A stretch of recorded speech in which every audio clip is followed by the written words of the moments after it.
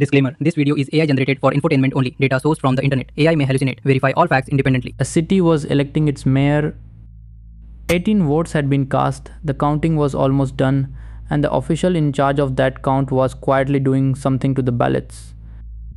On the chamber's own cameras, he was caught marking them, defacing 8 votes, just enough to flip the result and hand the city to the wrong side. It went all the way to the Supreme Court. On the 20th of February 2024, the court refused to let it stand. It reached for an extraordinary power, Article 142, and counted those 8 ruined ballots itself. The real winner, it declared, had won 20 votes to 16. The judges called what that official did a murder of democracy. But it left a sharper question behind. Why is the office of mayor, the face of urban India, weak enough to steal in the first place? Chapter 40: Municipalities. Half of the country's future is being built in its cities. Someone has to govern them, collect the taxes, lay the water pipes, light the streets, clear the waste. That job belongs to urban local government. It comes in 8 different shapes: the municipal corporation, the municipality, the notified area committee, the town area committee, the cantonment board, the township, the port trust, and the special purpose agency. 8 bodies for everything from a metropolis of millions to a single company town. The idea is older than you might think. The first municipal corporation in India was set up in Madras back in 1688, a city governing a piece of itself more than 300 years ago. But the real foundations were laid in the 1800s. In 1870, a resolution on financial decentralization first imagined local bodies handling their own money. Then in 1882 came the document that changed everything, hailed ever since as the Magna Carta of local self-government in India. Its author earned a title that has stuck for 140 years, the father of local self-government in India. But through all of that, the city government had no protection. The states created these bodies and the states could suspend or dissolve them at will. There were attempts to fix it. In 1989 and again in 1990, bills to give cities constitutional status were brought forward. Both of them failed. It finally happened in 1992. The 74th Constitutional Amendment came into force on the 1st of June 1993. For the first time, the Indian city was written into the Constitution itself. Over the next few minutes, where this power comes from, the architecture it built, the safeguards meant to protect it, and why even now the city still feels strangely powerless. Because the amendment promised to hand the city to its people. What it actually built is a more complicated thing. Part 2. So what did that amendment actually build? It added a brand new section to the Constitution, Part 9A, titled simply the Municipalities. It runs from Article 243P to Article 243ZG. Alongside it, a new schedule of powers, the 12th schedule. This was the city's own chapter of the Constitution, and we'll walk straight through it. It starts with a simple idea that not every urban place is the same size, so not every urban place should get the same government. So it created 3 types. For an area still in transition, a place turning from rural into urban, not quite a town yet, a Nagar Panchayat. For a smaller urban area, a municipal council. For a larger urban area, a real city, a municipal corporation. Which one a place gets isn't arbitrary. The decision turns on its population, the density of that population, the revenue it generates, how many people work outside farming, and its overall economic importance. There's one exception. If a big industrial company already provides all the services in an area, the governor can simply declare it an industrial township and skip the municipality altogether. Those 3 are the heart of the system. But remember, there were 8 bodies in all. So quickly, the rest. Notified area committee for a fast-growing town that isn't ready to be a municipality yet, entirely nominated, not elected. A town area committee for a small town with just a handful of civic duties. Cantonment board, but that one's different, run not by the state but by the center's defense ministry for the civilian population around a military station. A township, which is really a company town built around a big plant. Port trust for the great port cities. The special purpose agency a body built to do just one job like water or housing across the city. Now, who sits inside a municipality? Every member is directly elected by the people.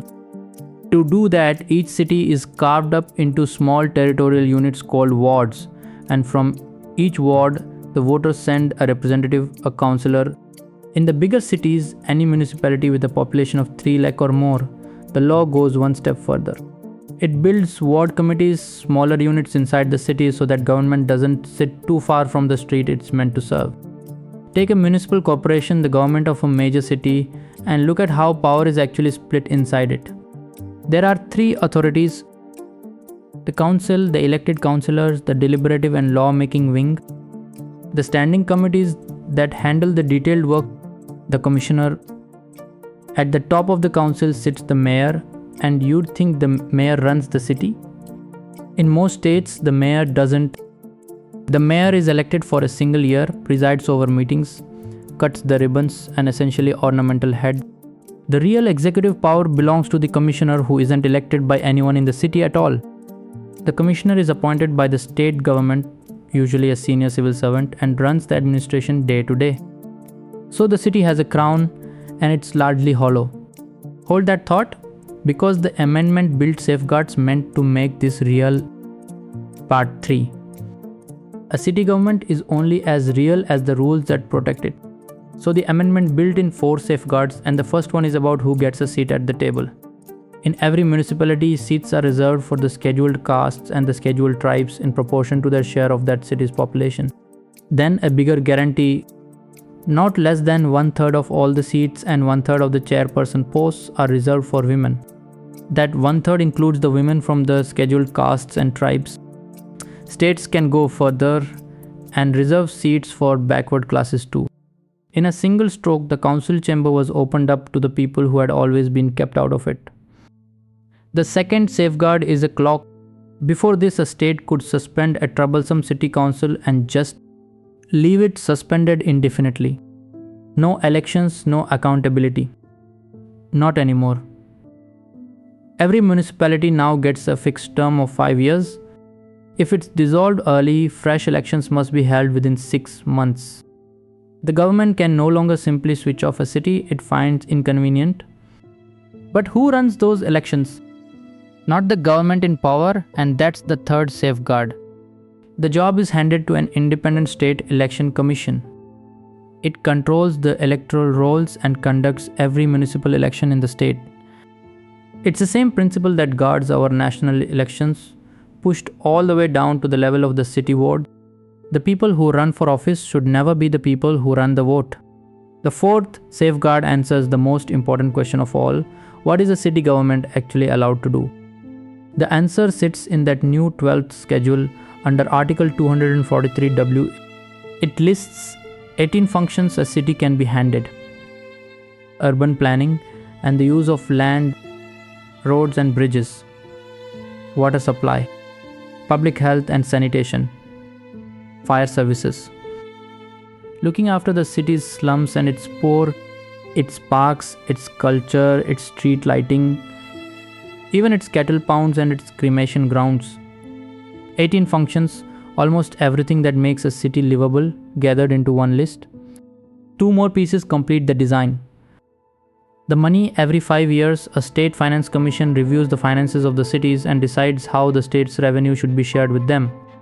The District Planning Committee under Article 243ZD to stitch the town together with the countryside around it, and a Metropolitan Planning Committee under Article 243ZE for the giant metro regions of 10 lakh people or more. So there it is, on paper a complete city government. Reserved, protected, funded, planned. Yet somehow it still feels powerless. Why? Part 4. Now go back to where we started. Mayor's election. 18 votes. One official with a pen defacing 8 of them, and very nearly getting away with it. Look at how small that crime had to be. He didn't need to rig a city of millions. He needed to spoil 8 ballots in a room, because a mayor in India isn't chosen by the millions. In most cities, the mayor is chosen by a thin handful of elected councillors. Flip a few of those or void a few of their votes and you flip the city. That is why it took the Supreme Court to fix it. Reaching all the way down with Article 142, counting the ruined ballots itself, naming the real winner 20 votes to 16. The apex court of the country, rescuing a single mayoral election. Ask yourself why an office that important was left so fragile that only the highest court in the land could protect it. The answer is that the city's crown was built hollow on purpose. You can see the power leaking out of it in three directions. First, the mayor is usually not chosen by the people at all. Not elected directly by the voters, but indirectly by the councillors. The face of the city owes their chair to a backroom, not to a ballot. Second, the term. In most states, that mayor serves for a single year. 1 year to learn the job, win the room, and finish anything at all, and then it's over. You cannot build a city on a 12-month clock. Third, the real power was handed to people the city never elected. The commissioner appointed by the state government runs the administration. Whole swathes of the city, the water board, the development authority, the transport undertaking, are run by separate agencies, the parastatals that answer to the state, not to the elected council. The mayor presides, someone else governs. Then there's the money, because power follows the purse. Most Indian cities raise very little of their own revenue. They lean instead on grants and transfers handed down from the state. A council that can't fund its own promises can't really keep them. It has to ask every time for permission.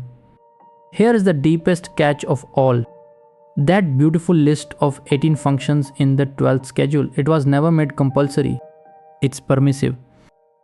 The amendment said the states may hand these powers to the cities. Many of them never fully did. They gave the city the flag and quietly kept the wallet and the staff. So the amendment that wrote the city into the constitution remains. 3 decades on, half finished. The crown was placed on the table. The power was never quite put inside it. So hold on to 4 things. 1. The city's right to govern itself is old, but it only became constitutional in 1992 with the 74th Amendment. 2. The architecture, 3 kinds of municipality, scaled to the place built out of directly elected wards. 3. The safeguards, reserved seats, a fixed 5-year clock, an independent election commission, and a list of 18 functions. 4. The unfinished part, a mayor too weak, a commissioner too strong, a city still waiting for the power it was promised. With that, we followed power all the way down. From the union at the top, to the states, to the village panchayat, to the city.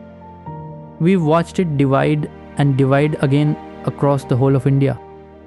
But there are corners of the country that none of this reaches, places that aren't states at all, governed directly from the capital. Who runs them and how? Next time, Chapter 41. Union territories,